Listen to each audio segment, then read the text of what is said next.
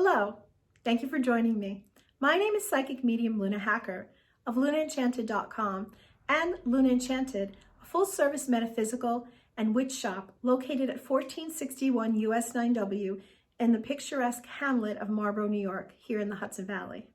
I'm a professional psychic medium, and sometimes you can hear me on the Woodman in the Morning show on K104. Today I'm here joining you to talk about psychic mediumship. And I wanted to tell you a little bit about my process, what I do, and how you too can open yourself up to becoming a medium. So, to start with, I'm a psychic medium, which means that I talk to the other side. I'm a clairvoyant, which means I see. I'm a clairaudient, which means I hear. And I also have clairsentience, claircognizance, and a bunch of other clairs. It doesn't make me any more special than you guys, because anyone can become a psychic.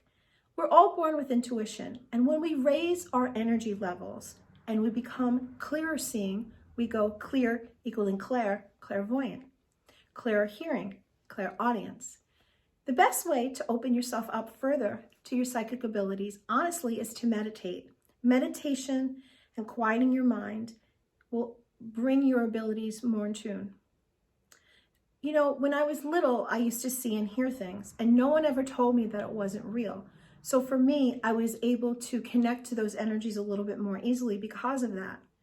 Don't be afraid. You can't hurt yourself by doing mediumship. You know, you're protected by spirit and your ancestors and your guardians and your guides.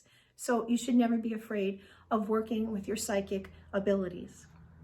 Having a divination tool such as tarot or using a pendulum or runes or any other type of divination method can help you also open up your abilities. I practice a lot of different types of readings. I read tarot. I also read runes. That's how I started initially. I also throw bones, and I read actually antique lace as well as shells. It sounds so complicated and it sounds a little hard, but really it isn't as hard as it sounds. So where to start? The first thing to do is to just start. You know, you want to pick a method that you like and that you enjoy. Something such as the pendulum may be good for you. Pendulums are pretty easy.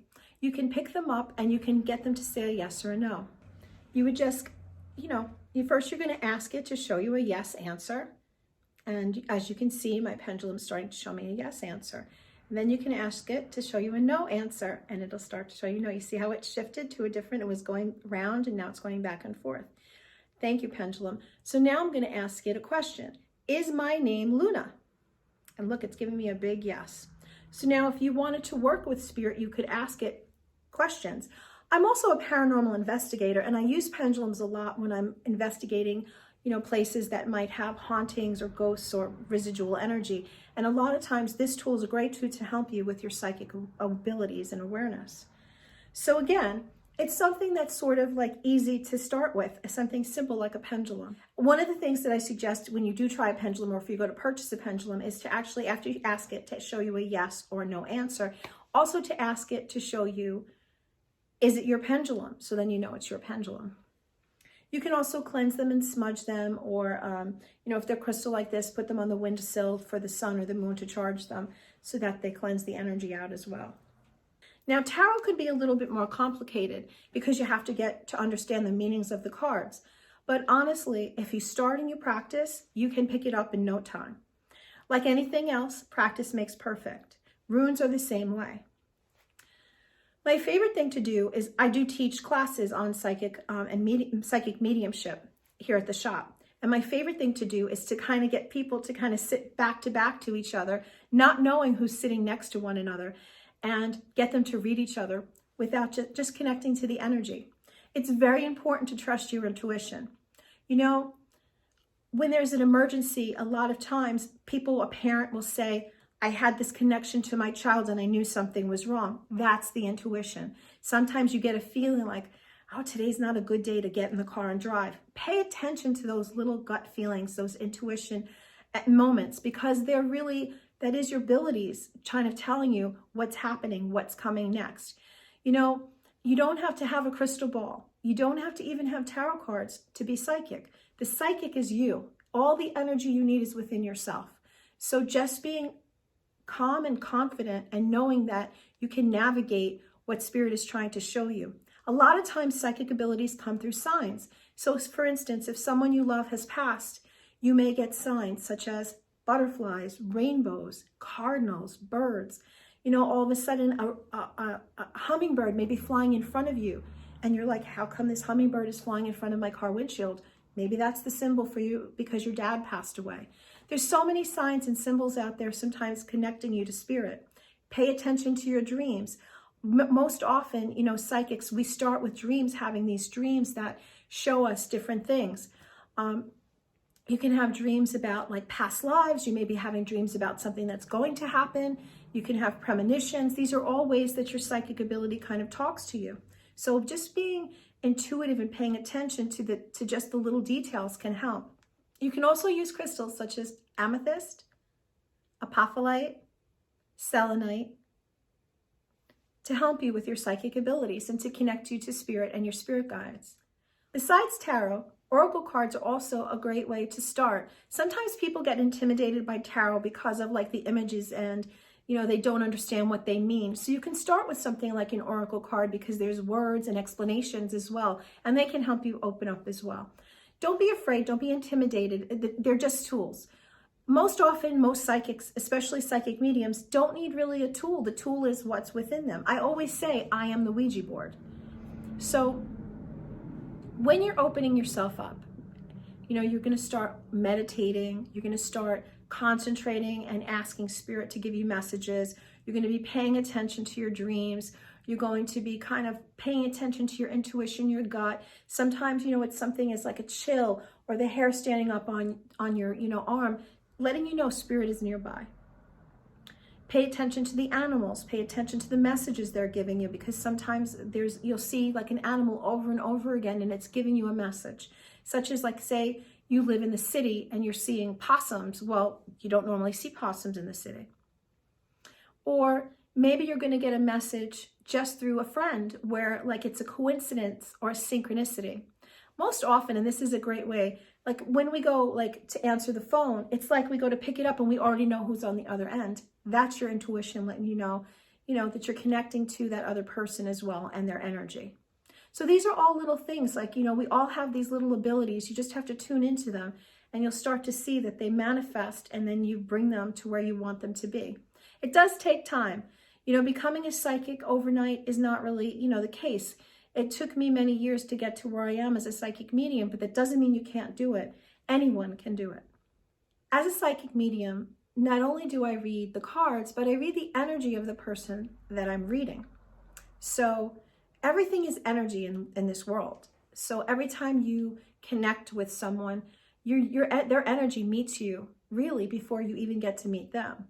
Hence why sometimes you walk in a room and you kind of already know something went down when you weren't even in the room, and you find out afterwards, like your boss came in and was like ripping someone apart, or like mom was just yelling at dad, or whatever it may be, and you walked in afterwards and you felt the energy. You have to pay attention to those cues, those energy, those feelings, because they're really giving you a heads up. So if energy is everything, you can use that when you read someone as well. So when they sit with you and you start to connect to them, you're connecting to their energy. Some people can be very open. Some people can be a little closed, maybe just because they're nervous. Don't be intimidated. Practice makes perfect. You know, if you start to read tarot, just sit down and really just try your best to open up, connect to the energy, connect to the messages, and just say the thing. So often what happens is we hold back. We don't say the thing that's the crazy thing that we see.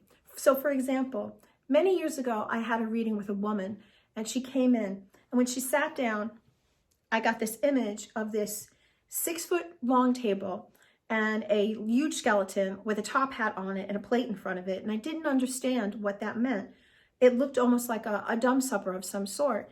And here's this woman that's looking for a message. So I asked her, because I could see a man standing there who looked like he had died probably from cancer. He was very emaciated and such. And I said to her, did you lose your husband? Did he die from cancer? And she said, yes. And I said, he's showing me that he wants you to kind of have this dinner, and he wants this. And I explained to her, and I was very apprehensive to tell her that he wanted this like skeleton in the hat and this whole like odd supper that he wanted. And when I started to tell her, she started to cry. And she said to me that before he passed, he wanted his children to get together. Half the family wasn't talking to the other half of the family. He wanted the children to get together and have that in remembrance of him, and try to like have that moment to kind of like connect to one another and to him. So if I didn't tell her the crazy thing that I saw about the table, she wouldn't have had the message and known that he still wanted her to do that, because it's what he requested before he passed. These are the types of messages you want to give. Sometimes they're really kooky. Sometimes you're talking about the purple, the purple elephant, or, the pink bunny, or, the man jumping up and down in the corner. And it makes sense to the person you're reading. So sometimes you have to say the things that you see. As much as they don't make sense to you, they're likely going to make sense to the person that you're reading. And if they don't, it's okay, because sometimes they go home and they speak to someone else and it makes sense to them later. So again, becoming a psychic, or being a psychic medium, I should say, is not something to be intimidated by. It's something to embrace if you're interested in it. I'm not any more special than anyone else. We all have abilities, and we all have the opportunity to connect to spirit. Thank you for joining me tonight. Please check me out on my Instagram at Luna_hacker, or at Facebook at Luna Enchanted Shop, or online at lunaenchanted.com, where you can find all the information about the location of the shop, phone number, and hours. I hope you have a blessed journey in your psychic mediumship and develop it as much as you can. It's a wonderful tool, and it's something that connects you to spirit and your path. It has been a blessing for me, and I'm honored to have been here tonight. Thank you very much, and have a wonderful night. Merry meet, merry part, and merry meet again. Blessed be.